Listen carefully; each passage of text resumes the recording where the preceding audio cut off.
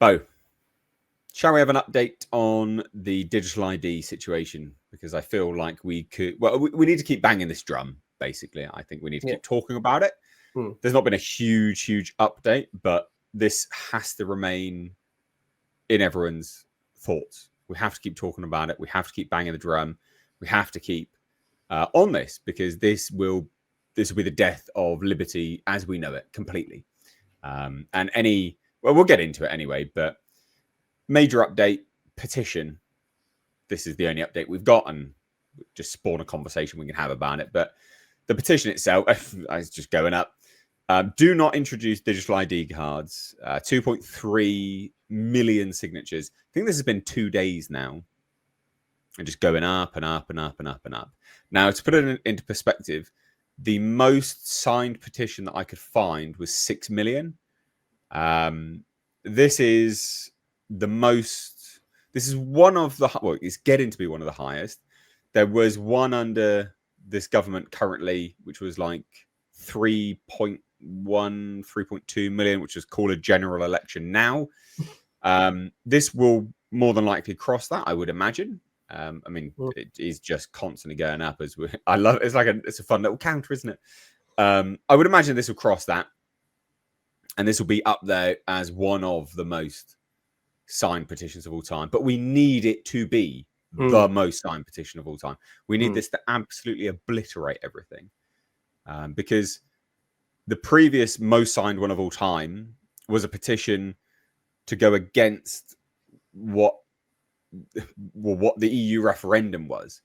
Now, that I can understand why people didn't, Parliament didn't follow that, because that's something which they put to the people. It was a democratic vote, referendum. People voted for something. It's fine. To go against that seems really, really silly.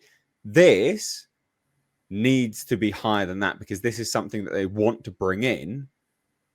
We need to go give a massive show of force to say, hey, don't do this. Don't do this.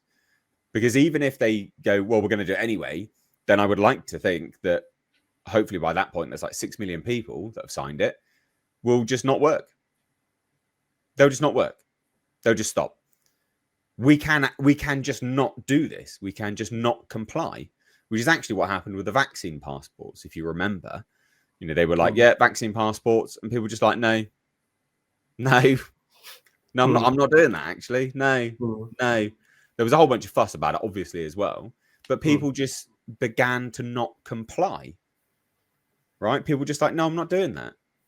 People were like, we must wear masks. No, people were just not doing it, right? You can just not comply. You can go off the reservation, right? We're in a little field at the moment where, farmer government is controlling us, farming us around. We can just choose to walk off this field. We can say, no, I'm not doing this. Don't have to do this. And we shouldn't do this, because this is the death of liberty. No, you're absolutely right. This, and if they link, which they'll almost certainly do, link it to your bank account and your NHS number and everything else. So they've just got full view of everything, full ability to cut you off from everything. Yeah, I don't think it's hyperbolic for you to say it's sort of the death of what remaining liberty we've got left. Yeah, you have that your life has been digitized, your ability, everything in and out of your bank account, your ability to move around, everything, your ability to get healthcare, everything. This is a really, really dystopian thing, and the feeling in the country massively. Even most people in Westminster who aren't like Labour, really, really pro-Labour people, are all against it. It's massively unpopular. And the way this particular petition is growing is really fast. It's growing really fast. It's one of the fastest growing I've seen. It might not be the biggest one yet, but who knows? It may well prove to be eventually. But it's certainly the fastest growing one I've ever seen. And if anyone out there is watching this hasn't gone on there and given their signature to it, I say do.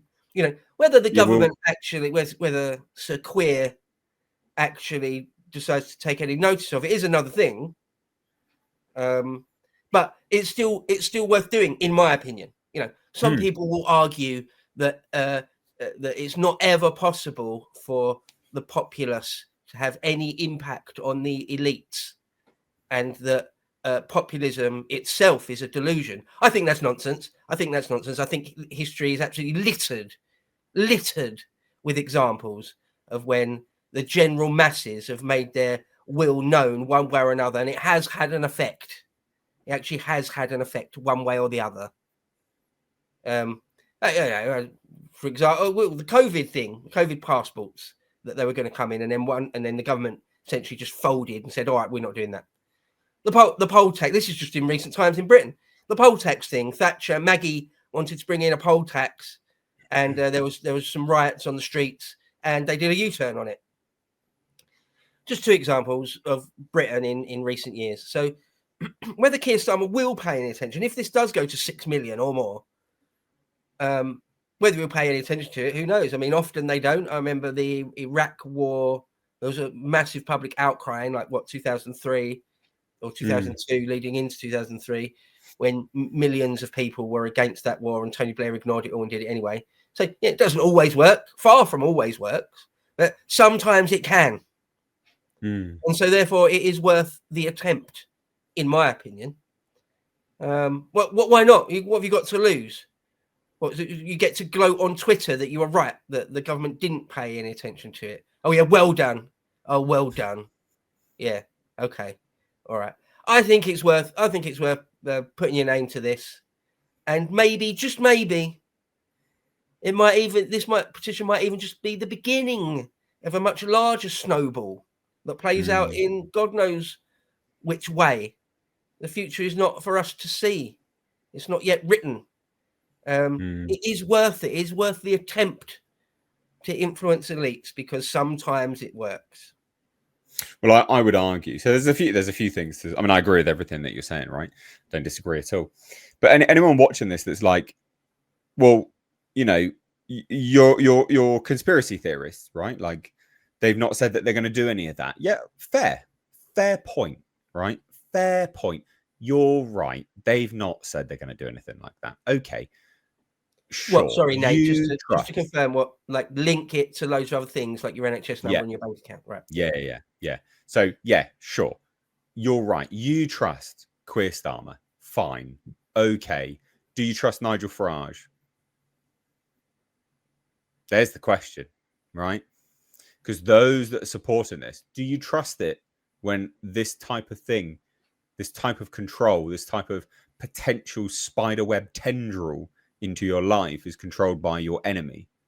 Do you trust it then? Do you trust all future governments that have the infrastructure at their fingertips? Because if you say yes, you're a moron. You're a retard. Why? Because you don't know who they are. This infrastructure should not be implemented. It should not be set up. It should be completely cut off now, before it has the potential. Because the potential is here. That is what will happen, right? That is what's going to happen. It's the process of taking it to its logical conclusion. All of these governments that are implementing these things, absolutely, China is their wet dream. It's their wet dream, right? They want that. They want to be able to control stuff. At one point, can you imagine that this basically being your ID to vote? How would they? I mean, maybe they could even track your voting records. Do you trust them to do that? Probably not. Do you trust the government to hold your data securely? You shouldn't. Why? Because there's been loads of data breaches. You mong. This needs to be stopped. And anyone sitting there trying to gloat and be like, "Oh, people don't do anything," blah, blah, blah. Shut up. This is worth at least trying. Because there's something to be said for people that engage in politics. The kind of attitude of your voice will never be heard. Those kind of people are on the side of the elites, whether they know it or not, because they want people not to vote. They want people to feel helpless, right? That's what the elites want. They don't want you to vote. They want you to think like your vote doesn't matter at all. They want you to be like, yeah, no, nothing's ever going to change. Yeah, no, engage in politics. Engage. Because this might be the first thing you engage with. And then before you know it, you might be at a rally somewhere, a protest. And when they visually see you on the street, because you've actively engaged, because you've got a stake in it now, because you've taken time out of your day, right? Yeah, it's a petition. But again, remember, this is one small thing that you will do now, and actively engaging in politics will make a difference. It will grow. Your interest will grow, hopefully. And then then maybe you'll be on the street marching, actually going, yeah, no, stop this now. And that's good. Politics belongs to those who turn up. Yes. History is moved by those who turn up, right? If you don't turn up, yeah, nothing will happen. For sure, nothing will happen if no one turns up. But if you do turn up, if enough people turn up, history is often, nearly always, in fact, moved by a minority of people that are highly, highly motivated. That's how it nearly always goes. So yeah, I mean, I've made myself clear a number of times on here, on Load Seaters and on Twitter, about my disdain for the Nothing Ever Happens crew. Some of them say, oh, it's only a meme, it's only a joke, we don't really mean it. Yeah, well, loads of them do mean it though. And then loads of them, when you push them on it, they eventually say, oh no, it only counts as something happening if there's sort of a full world war or a full paradigm change of the entire balance of power in the world. Anything short of that counts as nothing happening. Well, that's just that. Oh, that's retarded. That's just complete bullshit, nonsense. The world is full with things happening all the time, and it doesn't have to be a complete paradigm shift before it counts as such. What nonsense. So no. If you want things to go your way, first and foremost, you have to turn up. First and foremost, you have to participate. And yeah, I completely agree with you that those that peddle the argument, the angle that it's not worth turning up, don't bother. Yeah, they're doing the enemy's work for them. Yeah, that's like, to me, that's like someone that's so beaten already, someone that's so used to being beaten that they can't even imagine a situation where we win. Right, and I want nothing to do with that. That's pure weakness. That's so weak. That's like kind of makes me sick. Like nothing ever happens. We can't win, so don't try. Oh, fuck off! Fuck you, fuck you. No, I'm gonna. No, actually, I'm gonna. Yeah, I've still got a little bit of fire in my belly. So yeah, I'm gonna sign an online petition. Actually, I might turn up to a protest. Actually, yeah, I might do something. I will turn out on ballot day. Well, anyway, I hope this petition gets a shitload of signatures.